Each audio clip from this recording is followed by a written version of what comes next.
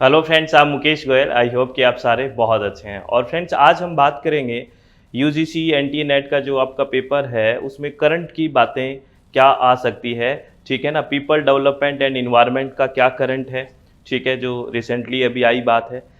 Higher education में क्या current है और पॉलिटी सेकंड पेपर में क्या करंट है। ये तीनों बातें आज इसके वीडियो में हम करेंगे। ठीक है, इस वीडियो में वो सारी बातें करेंगे, तो आराम से चित्त को रिलैक्स करके मन की शांति से सारी बातें सुननी है। ठीक है फ्रेंड्स, चलो इससे पहले कि हम आज के इन टॉपिक्स के बारे में बात करें, मैं आपको इन्फॉर्मेशन दे देता हूं कि प्ले स्टोर में अपनी ऐप है जिसका नाम है SWMG success with Mukesh Goyal. ठीक है, इसमें अभी जो 20 से 30 सितंबर के बीच पेपर होना है, इसके लिए हमने 35 डेज की वैलिडिटी का एक कोर्स लॉन्च किया हुआ है, जिसमें ऑल 10 की 10 यूनिट्स है। ठीक है, 10 की 10 यूनिट्स हैं और वो रिकॉर्डेड सेशन है, आप किसी भी टाइम देख सकते हो। और पेपर 2 में ईवीएस का भी है, इन्वायरमेंटल साइंस पेपर 2 में ईवीएस का है। ठीक है, तो अगर आप विलिंग हैं तो ज्वाइन कर सकते हैं। और फ्रेंड्स, एक बात और कि नए सेशन के लिए जो हम लॉन्च करने वाले हैं जल्दी, उसका जल्दी ही आपको इन्फॉर्मेशन दे दिया जाएगा। ठीक है, चलो फ्रेंड्स, हम बात करते हैं। सबसे पहले बात करते हैं पीपल डेवलपमेंट एंड इन्वायरमेंट। ठीक है, लोग विकास और पर्यावरण में क्या करंट है। एक रिपोर्ट पब्लिश की है अभी। ठीक है, किसने की है? US based research organisation health effect institute. इन्होंने एक रिपोर्ट जारी की है और इस रिपोर्ट में ये बताया है कि वर्ल्ड के अंदर सबसे ज़्यादा पोल्यूटेड कौन सा सिटी है। तो इनमें लगभग 7,000 सिटीज़ इन्होंने वर्ल्ड वाइड लिया है। 7,000 शहरों को इन्होंने इसमें एनालिसिस किया है, एयर पोल्यूशन है ना, और उसका ग्लोबल हेल्थ इम्पैक्ट क्या क्या होगा, इसके बारे में इन्होंने एक रिपोर्ट जारी की है। किसने? ये यूएस बेस्ड है, research organisation health effect institute HEI। इन्होंने वर्ल्ड के 7,000 सिटीज़ को लिया है लगभग, और उसमें कौन सा सिटी है उसके अंदर बहुत ज़्यादा पोल्यूशन है, कौन सी रैंक है, किस तरह से है, ये जारी किया गया है। तो यहाँ से क्वेश्चन आने की संभावना है। ठीक है ना। तो ये नीचे लाइन दिखी हुई दिख रही है ना आपको, दुनिया भर के 7,000 से अधिक शहरों में वायु प्रदूषण और वैश्विक स्वास्थ्य प्रभावों का एक विस्तृत विश्लेषण या एनालिसिस किया गया है। ठीक है, तो आगे बात करते हैं क्या क्या हुआ है इसमें। आपको कोई पूछे कि इस एनालिसिस में जो यूएस बेस्ड जिन्होंने किया है HEI ने, इसमें डाटा है वो कौन से यूज किए गए हैं, तो आपको बताना है कि इस विश्लेषण में 2010 से 2019 के डेटा का इस्तेमाल किया गया है। The analysis use data from 2010 to 2019। ये भी आपसे एक फैक्चुअल इंफॉर्मेशन पूछी जा सकती है। ठीक है ना फ्रेंड्स। और इनमें जो एनालिसिस हुआ है उन्होंने मेनली कौन से पोल्यूटेंट्स या प्रदूषकों पे फोकस रखा है सबसे ज़्यादा।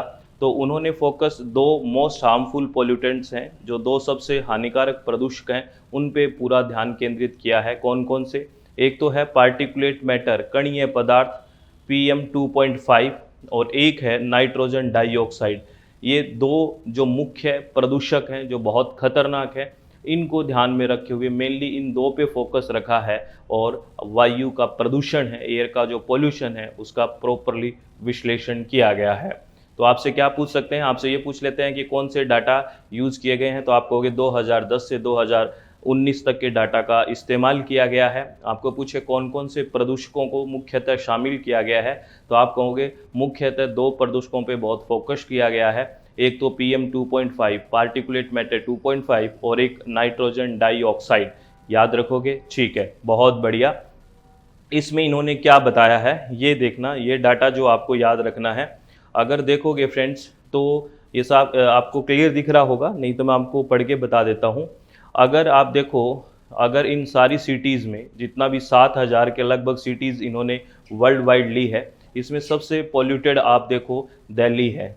ठीक है, फर्स्ट रैंक पे दिल्ली है। और क्यों इसमें देखो पार्टिकुलेट मैटर की टेबल है, ये कणीय पदार्थ सबसे ज़्यादा पार्टिकुलेट मैटर 2.5 जो बहुत ही खतरनाक प्रदूषक है, वो दिल्ली में सबसे ज़्यादा है 110 माइक्रोग्राम पर मीटर क्यूब। कितना ज़्यादा है। ठीक है, अगर हम बात करें ना, क्योंकि मैंने आपको अभी बताया ना फ्रेंड्स कि इन्होंने दो पोल्यूटेड लिए हैं मेनली, एक तो PM2.5 और एक नाइट्रोजन डाइऑक्साइड। तो अगर PM2.5 की बात करें तो सारी सिटीज़ में जो लगभग उन्होंने 7,000 सिटीज़ ली, इनमें सबसे ज़्यादा जो PM 2.5 है वो किस में है, वो है दिल्ली के अंदर, देखो भाई, ठीक है। और सेकंड नंबर पे है कोलकाता के अंदर, ये भी अपना ही शहर, ठीक है, कोलकाता के अंदर 84, 84 है, ठीक है, 84 है। उसके बाद अगर मैं बात करूं, तीसरे नंबर पे नाइजीरिया में एक सिटी कानो है, उसमें है 83.6, लिमा जो पेरू में 73.2, और ढाका जो बांग्लादेश 71.4 PM 2.5। तो देखो फ्रेंड्स, आपको पूछ ले कि जो US बेस्ड जो हेल्थ जो इंडेक्स जो आया है, एक तरह से जो इन्होंने एयर पोल्यूटेंट्स को ऑब्जर्व किया है, जिसमें NO2 और PM 2.5 है, हमारे शहर कौन से शहर में सबसे ज़्यादा पाया जाता है, तो सबसे ज़्यादा जो पाया गया है, जो कैलकुलेशन या एनालिसिस की गई है, वो पाया गया दिल्ली के अंदर सबसे ज़्यादा 110 माइक्रोग्राम पर मीटर क्यूब, और सेकंड नंबर पे कोलकाता में, ठीक है, वो भी 84 माइक्रोग्राम पर मीटर क्यूब। कितना पार्टिकुलेट मैटर है, कितना हेल्थ इम्पैक्ट आ रहा होगा, देखिए आप, कितना मतलब खतरनाक हो रहा है। इससे सिर्फ ये एग्ज़ाम के लिए याद रखने वाली बात नहीं है फ्रेंड्स, इसके लिए हमें कुछ करना भी चाहिए, सारी चीज़ों इन्वायरमेंट का प्रॉपरली ध्यान रखना चाहिए फ्रेंड्स, प्लीज़ ध्यान रखा करो, ठीक है ना। कुछ भी चीज़ है एनर्जी को वेस्ट करते टाइम, ठीक है, कि किस तरह से है, और आप ज़्यादा से ज़्यादा प्लांटेशन करना चाहिए, आसपास के प्लांट का ध्यान रखना चाहिए, थोड़ा सा रिन्यूएबल पे शिफ्ट होना चाहिए, थोड़ी चीज़ों को देखना तो पड़ेगा फ्रेंड्स। और ऐसे व्हीकल्स का यूज़ करना चाहिए जो एक तरह से, ऐसा नहीं है कि एक घर में 4 जने हैं तो चारों जने अपनी गाड़ियां लेके जा रहे हैं, इस तरह से थोड़ा तो करना ही पड़ेगा, वरना प्रकृति अपने आप करवा लेगी फ्रेंड्स, है ना, हम नहीं करेंगे तो ये है। और अगर मैं बात करूं, दूसरा पोल्यूटेंट NO2 है, उसकी मात्रा अगर सबसे ज़्यादा बात करूं तो सिटी संघाई है ना, जो चाइना में है, उसमें है। और सेकंड नंबर पे मॉस्को जो रशिया में है, तेहरान और पीटर्सबर्ग और बीजिंग, अगर NO2 की बात करें। लेकिन PM 2.5 बहुत खतरनाक प्रदूषक है, बहुत खतरनाक। आपको पता है रेस्पायरेशन में डिजीज़ हो जाती है इससे, क्योंकि ये बहुत छोटा पार्टिकल होता है और लंग्स में डीपली पेनिट्रेट कर देता है, तो इससे जो लंग में टिश्यू होते हैं वो बहुत खतरनाक रूप से फट जाते हैं और लंग कैंसर जैसी बीमारी हो सकती है, तो ये बहुत ही खतरनाक होता है। तो देखो सबसे ज़्यादा दिल्ली के अंदर है, ठीक है। मैं इतना इसके बारे में बोल रहा हूँ फ्रेंड, ध्यान रखा करो प्लीज़, ठीक है, क्योंकि अगर स्वास्थ्य ही ठीक नहीं रहेगा तो सब चीज़ों का क्या करना है हमें, है ना। तो ये एक टेबल है जिसको आपको याद रखना है, तो आपसे पूछा जाएगा वो क्वेश्चन, आप बता दोगे कि कौन से पोल्यूटेंट्स हैं। PM 2.5 और NO2 को स्टडी किया गया, मेनली इन पे फोकस किया गया, और भारत में सबसे ज़्यादा PM 2.5 की जो मात्रा पाई जाती है वो दिल्ली के अंदर, और सेकंड नंबर कोलकाता के अंदर। और किसने ये कहा है, ये कहा किसने है, इसका नाम याद रखना, किसके द्वारा है, US बेस्ड रिसर्च ऑर्गेनाइजेशन है, हेल्थ इफेक्ट इंस्टीट्यूट, इसके द्वारा ये एनालिसिस किया गया है, इस बात को ध्यान रखें प्लीज़, ठीक है। चलो बहुत बढ़िया, ये तो पीपल डेवलपमेंट इन्वायरमेंट का एक करंट की बात है, क्योंकि ये कल ही जारी हुई है बातें सारी। और अगर मैं बात करूं हायर एजुकेशन के बारे में, क्या एक करंट की बात है, वो आप सुन लीजिए। हायर एजुकेशन पे आज मैं अगर बात करूं, आज क्या तारीख है, आज जब वीडियो बन रहा है, अपलोड हो रहा है, 18 अगस्त है आज, 18 अगस्त। तो आज का करंट हायर एजुकेशन से संबंधित क्या है, जो आप IIT देखते हो ना, जो IIT Indian institute of technology की बात करते हो, तो इसका जो सबसे पहले अगर जो सरकार समिति बनी थी, ठीक है ना, with the recommendation of Sarkar committee, the first Indian institute of technology was born in May 1950, ठीक है ना। और कहाँ पे, हिजली खड़गपुर में इसका जन्म हुआ था एक तरह से।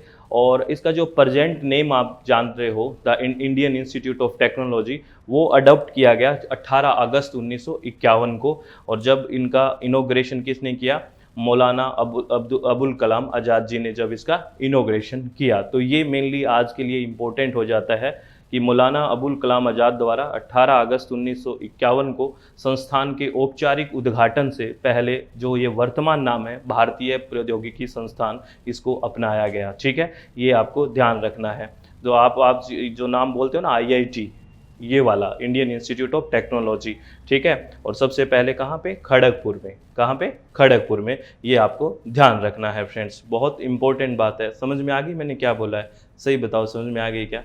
चलो बहुत बढ़िया, ठीक है। उसके बाद अगर मैं बात करूं अगर थोड़ा सा इसके हिस्ट्री में जाएं, आईआईटी के बारे में कुछ बातें हिस्ट्री की पढ़ें, मतलब जैसे कैसे शुरुआत हुई, तो एक्चुअली में the history of the IIT system dated back to 1946 when a committee was set up by honourable sir Jogendra Singh.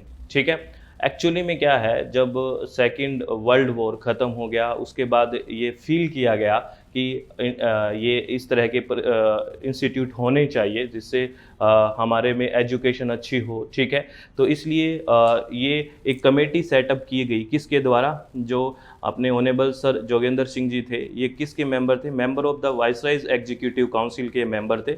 तो आपको कोई पूछे कि आईआईटी का इतिहास क्या है, तो आप कहोगे आईआईटी प्रणाली का इतिहास है वो 1946 का है, जब युद्ध के बाद के लिए उच्च तकनीकी संस्थानों की स्थापना पर विचार करने के लिए वायसराय की कार्यकारी समिति है, उसके समिति कार्यकारी परिषद शिक्षा, स्वास्थ्य और कृषि विभाग के सदस्य थे माननीय सर जोगेंद्र सिंह द्वारा एक समिति का गठन किया गया था। ठीक है, तो आपको ये पूछा जा सकता है कि किसके द्वारा समिति का गठन किया गया, तो आपको बोलना है सर जोगेंद्र सिंह के द्वारा किया गया।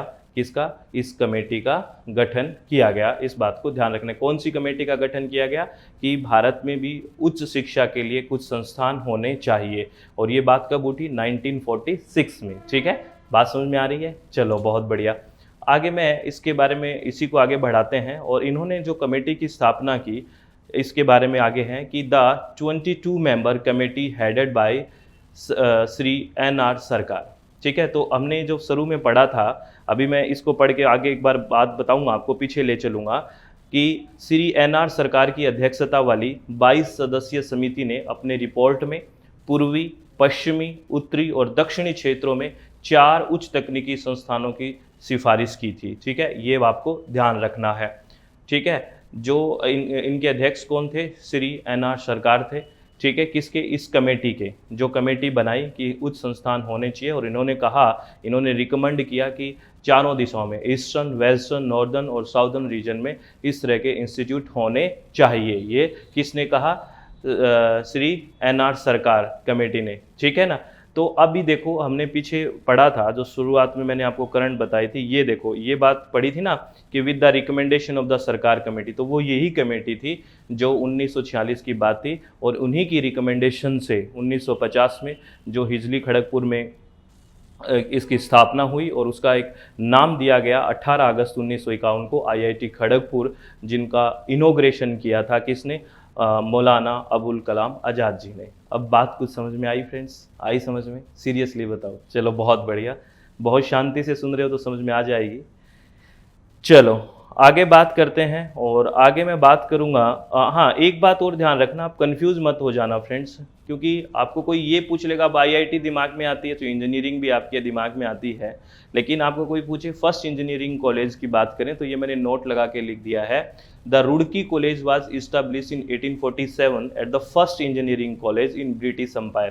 कहीं आप कंफ्यूज मत हो जाना पिछली और इसकी बात की कि IIT का इतिहास आप 1946 से बता रहे हो, फिर ये कॉलेज की बात है, थोड़ा ध्यान रखना कि the Roorkee college was established in 1847 at the first engineering college in the British empire, ये ध्यान रखना। और 1854 में इसका नाम बदल दिया और क्या कर दिया, Thomson college of civil engineering.